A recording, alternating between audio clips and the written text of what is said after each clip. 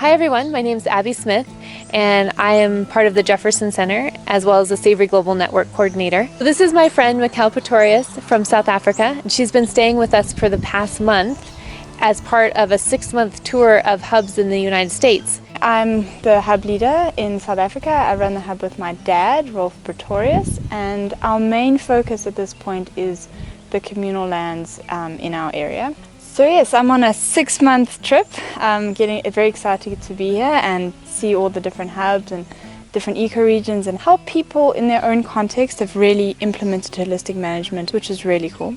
I'm here for about a month and then I'm going to be in Georgia for another month and Michigan for 4. What have I learned in California? Besides what hash browns are. Yeah, besides the hash brown. It's been great to see the way that the different ecoregions change and the different diversities that we get in such a small area. I found that really fascinating.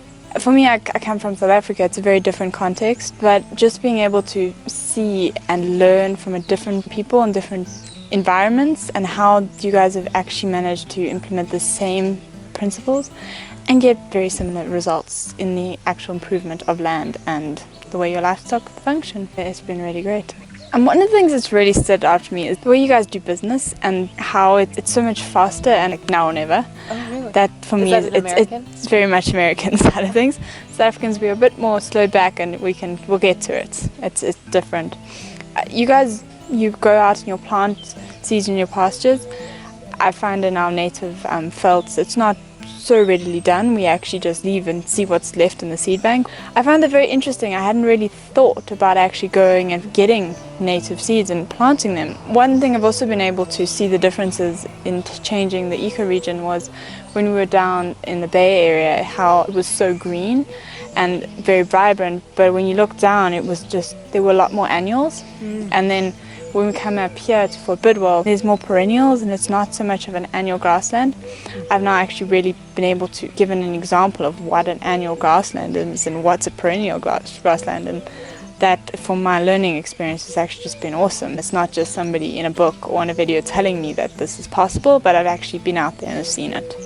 In South Africa, are there more perennial grasslands? I would say we're a mixture. We've got the annuals, but we have got more perennials, and it's not nearly as green. It's that green down in the Bay Area was quite something. Culturally, in terms of, do you guys do more herding and we have more fences and ideas of like private property, and have you noticed any stark differences? In our more communal areas, where our majority of our work is being done at the moment, infrastructure is low. They sometimes don't even have perimeter fences, so we implement a lot more herding.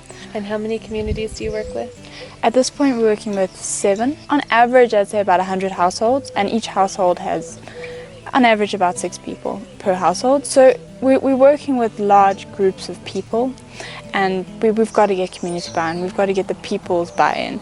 They've seen the improvements for themselves, just the fact that they weren't losing as many animals through what we've been through, about a 4-year drought. It's been incredible. So we have got a video, it's called Ayanda's Story, to learn a bit more about what we do and the people we work with. So you're on to Georgia and then on to Michigan. Yes. Right? In Georgia, I'm really looking forward to just seeing Will Harris's whole setup and how he's done all the multi-enterprise stacking.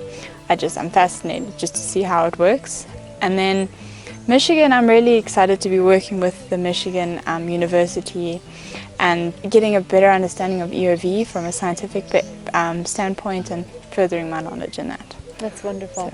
So it has been a real pleasure having Michal here with us. I don't want her to leave.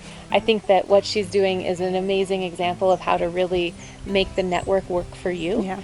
And these type of opportunities of traveling from hub to hub are a real possibility. I think there's tremendous opportunity for young people like Michal and more seasoned people like myself even to go through and create a custom learning experience through the Savory Global Network. And for me, it's also a way of meeting and getting to know the people within our network. We've got a bunch of incredible people we work with, and just being able to take the time and actually come and visit and stay in their homes and understand their context and where they come from is just, it's incredible. Okay, so thank you. Thank you.